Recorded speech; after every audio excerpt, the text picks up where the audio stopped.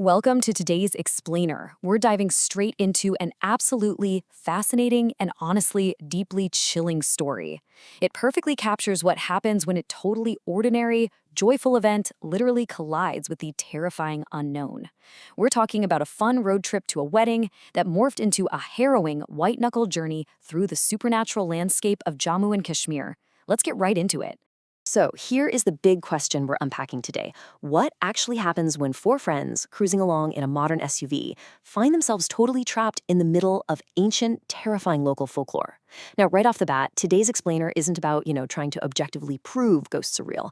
Instead, it's a deep dive into the incredibly powerful local beliefs of this region and how intensely those beliefs manifested on one incredibly dark night.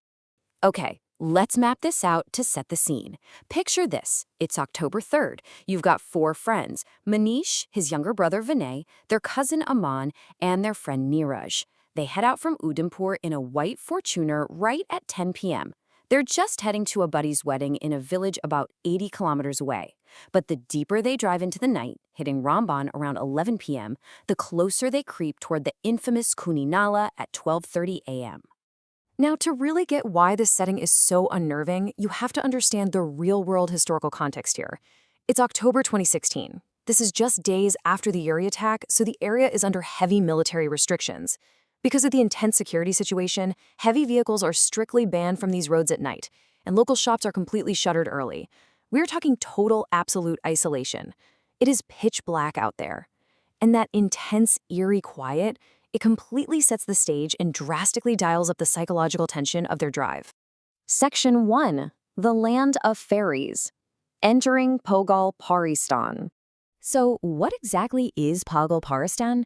It's located in the Ramban district, and the name literally translates to the place where fairies lived. According to local folklore, ancient supernatural entities have inhabited these mountains for centuries. This isn't just a quirky nickname for a town.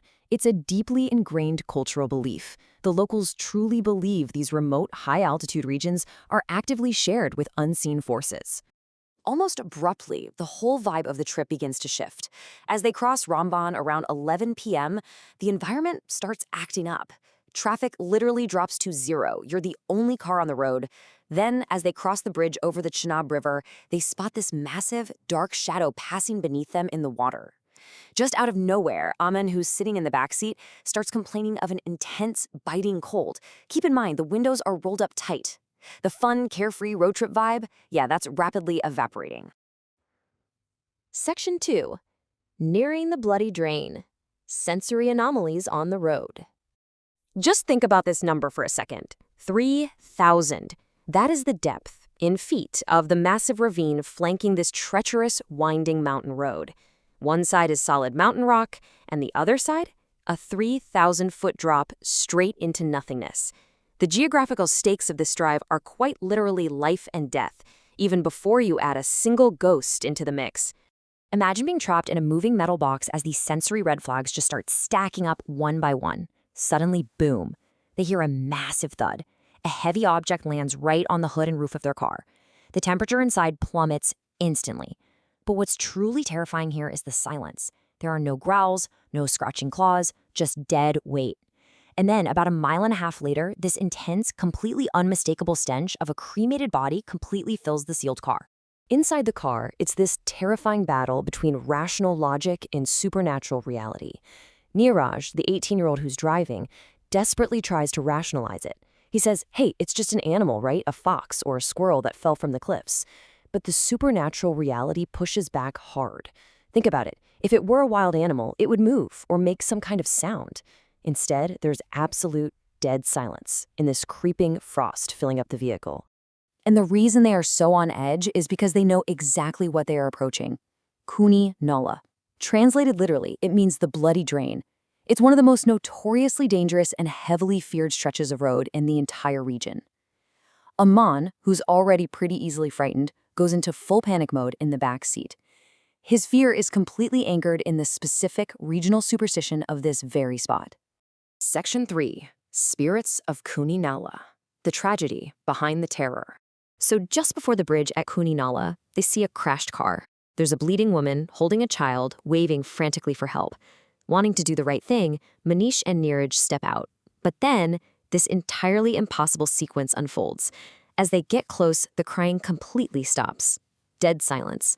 The woman's face distorts horrifyingly. Her eyes become literal black holes. She whispers, "Come on, someone stopped." And then her supposedly unconscious husband rises up and actually attacks their car. The guys scramble back inside and speed off into the dark. So what in the world did they just see? Well, this quote from a local village elder provides the chilling context. Years ago, during the construction of the Bani Hall Tunnel near Khooni, a section completely collapsed. Several workers were crushed to death, including a pregnant woman. This tragic, real-world disaster is the very anchor of this specific local superstition. So, the crucial takeaway here is this. The local folklore dictates that the spirit of that pregnant woman, alongside the other victims, actually haunt the site. The belief is that they purposefully manifest as accident victims to cause fatal distractions for anyone driving by. The terrifying logic is that by causing new crashes, they trap new spirits there with them, creating this vicious, unending cycle of tragedy at the Bloody Drain. Section 4. The Prétrage on horseback, an unmoving obstacle. Now, miles away from the drain, they think they're safe, right? But that foul smell returns. Right in the dead center of the road stands a man in a white kurta and a red turban, just sitting on a totally motionless horse.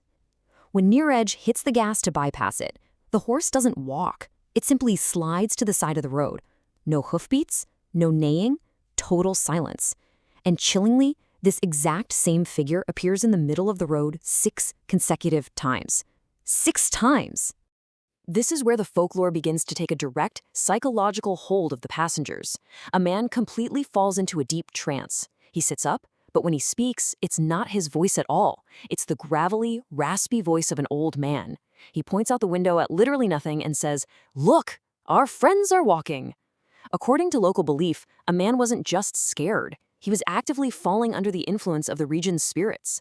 The village elders later identified this horseman for the boys. They told them they had encountered a Prétrage. In regional belief, a Prétrage is an incredibly powerful ghost, essentially a king of spirits, known to actively claim the living to join its ranks. This wasn't just a spooky illusion. In the context of the folklore, it was a targeted hunting tactic. Section 5. Surviving the supernatural, the final tribute. Shortly after the horseman finally disappears, their car gets a flat tire, of course, right? Neeraj and Manish have to get out and change it in the pitch black. They take the heavy, punctured tire and lay it completely flat on the ground. But suddenly, the tire stands completely vertical on its own. It rolls silently off the edge of the cliff. It falls 3,000 feet into the ravine, and there is absolutely zero sound of impact. No echo, nothing. It's as if physics itself just broke.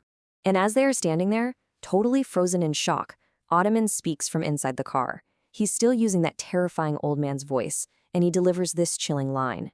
"He took your tire." It was as if the entities of Pokolparistan required a toll, and they just collected it. The village elders broke it down perfectly the very next morning. The Prétrage originally wanted to claim Aman's life. That is exactly why he fell into that trance. But the boys survived. Why?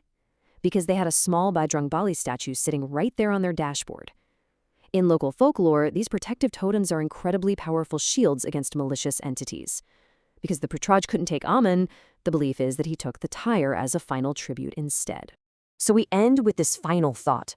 Were all the events of that night just a series of extreme, fear-induced psychological illusions? Were they brought on by an isolated, pitch-black road and the stress of a military lockdown?